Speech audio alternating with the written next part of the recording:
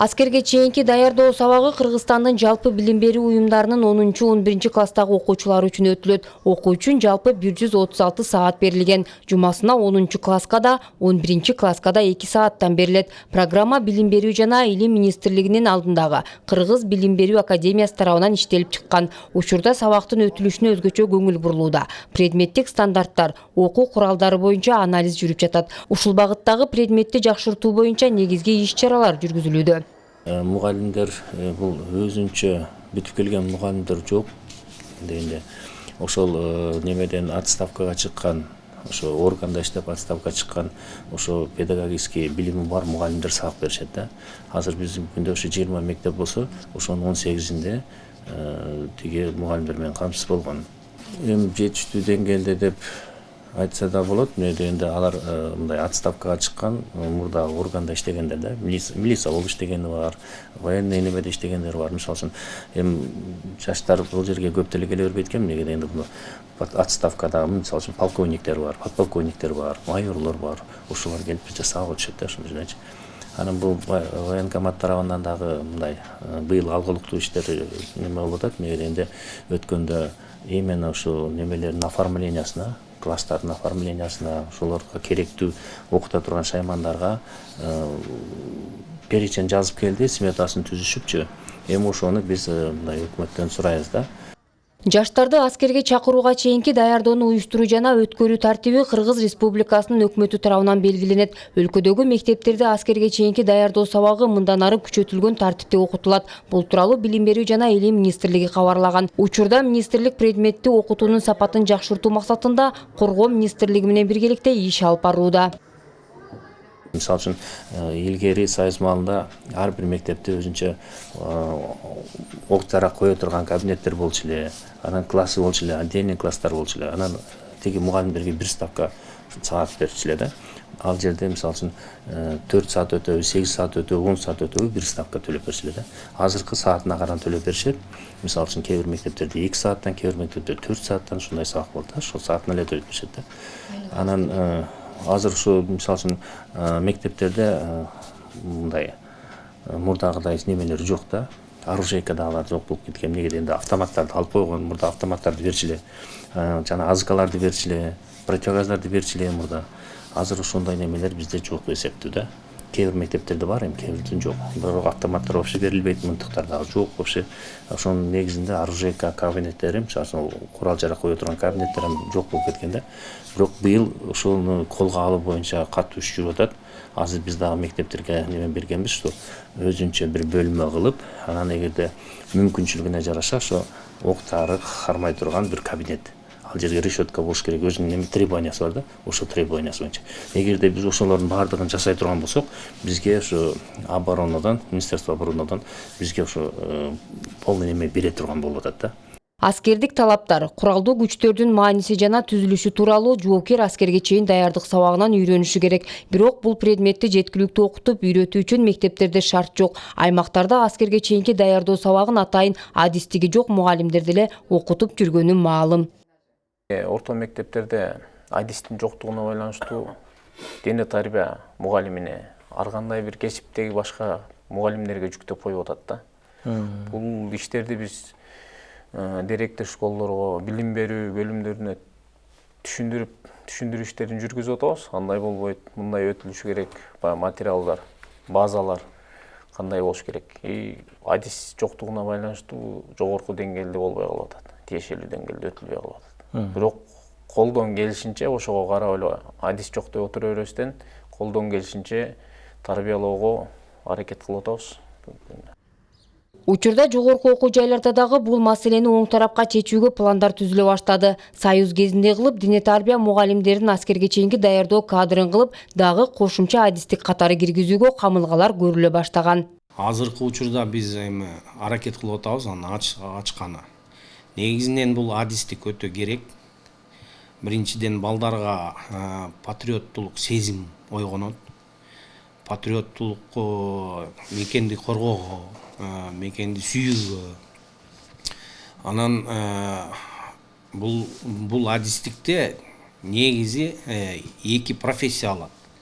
буларда аскерге чейинки даярдык жана дене тарбия мугалими деп диплом берилет негизи. Анан ошонун негизинде булар эки специальность менен иштей берет. Анан бул өтө жакшы адистик.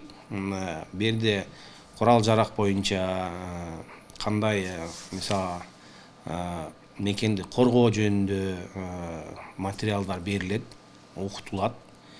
Анан ошо балдар кийинки немеде бүткөндөн кийин мектепте эки специальность менен иштей бергени буларга мүмкүнчүлүк бар да. Союз кезинде бул сабакка өзгөчө маани берилип, жогорку деңгээлде окутулуп келген. Жогорку окуу жайларда дагы билим берүү мыкты болчу. Анда Союз маалы эле 1991 жылы ушу аскерге чейинки даярдык адистиги бүткөм.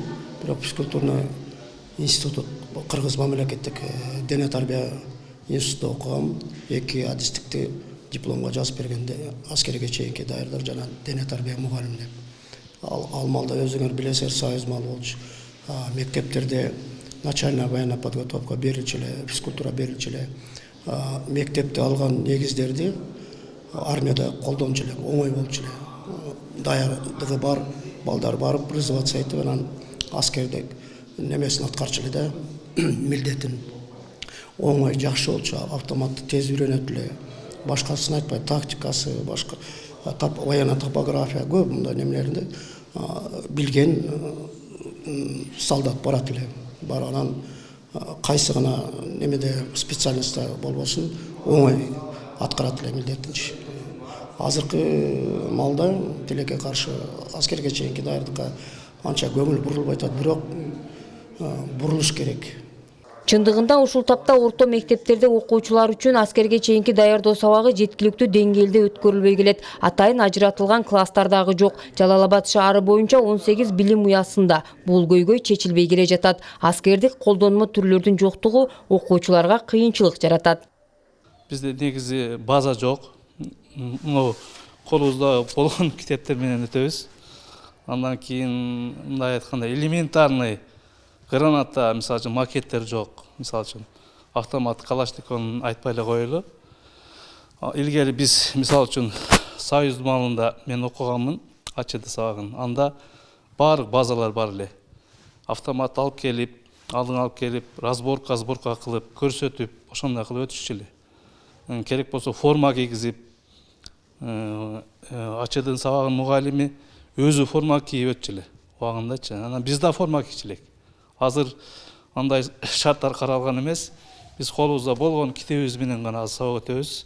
Чын айтканда, общий физический подготовкалар бар. Аларды мисалы үчүн көчөдө өтөбүз. Спорт площадкада, спорт залда өтөбүз. Ошолор боюнча дагы инвентарлар жок, мындай айтканда.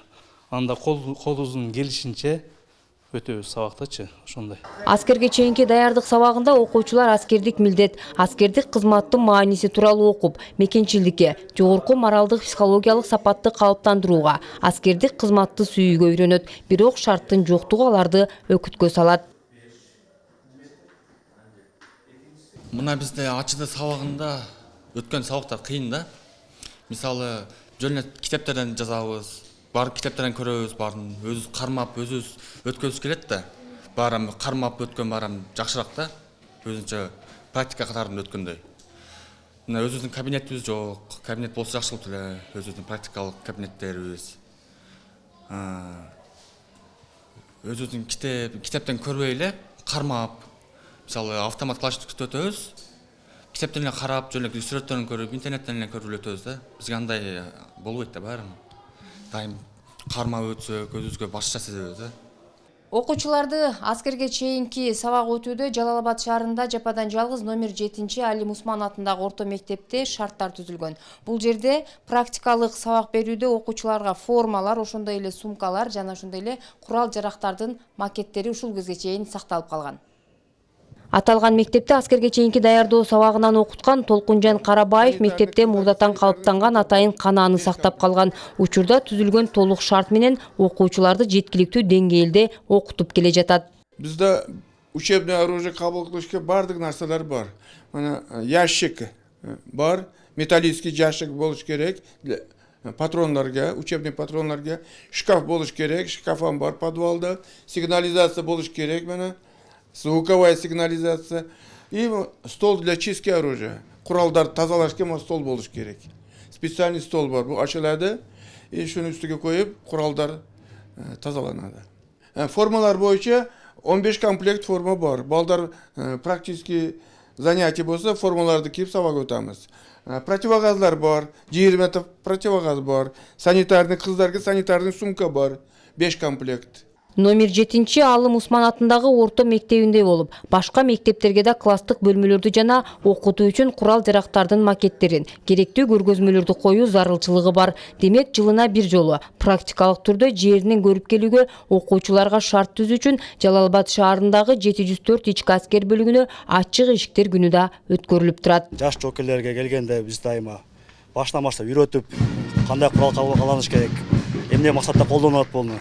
Жана ошондой эле Жалал Абад шаарында жайгашкан мектеп студенттерге, жаш күчтөргө патриоттук сезимдерди үйрөтүп колдонуу максатында жана армияга чакыруу максатында көрсөтөбүз курал жарактарды, октарларды кандай колдонот, кайсы жактан чарылган жана ошондой эле курал жарактарды кандай колдонуш керек, чачыш керек, канча мунун сааты бар, минутасы бар, чачып жыйнагандардын ушуга чейин көрсөтүп, аны кийин келечекке балдар чакырып жакындан тааныштыра кетебиз ар дайым.